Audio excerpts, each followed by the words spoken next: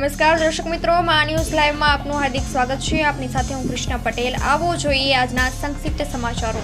પોરબંદર નજીકના દરિયામાંથી 1000 કરોડની વધારેનું ડ્રગ્સ જપ્ત કરવામાં આવ્યું।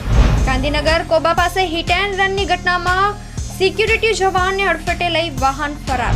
તારાપુરમાં 115થી વધુ કાચા પાકા દબાણો તોડી પાડવામાં આવ્યા। નડિયાદના કોર્ટ બિલ્ડિંગ માટે તાત્કાલિક નાણાકીય મંજૂરી આપવા માંગણી કરવામાં આવી। મોટા ખૂટવાડા ગામ પાસે અકસ્માતમાં મહુવાના વેપારીનું મોત નીપજ્યું, એકને ઈજા।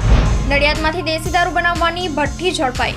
ભુજના નૂતન સ્વામિનારાયણ મંદિર તથા ભુજ રેલવે સ્ટેશનમાંથી 3 આતંકીઓ પકડાયા।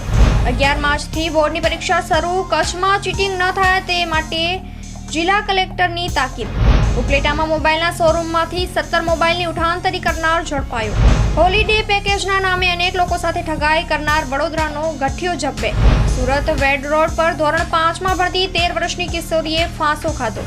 વડોદરાના નવાપુરાના પથ્થરમારામાં વધુ 12 તોફાનીઓ ઝડપાયા। નશાની હાલતમાં બોમ્બ બ્લાસ્ટની ધમકી આપનાર સુરત હાઈવે પર ઝડપાયો।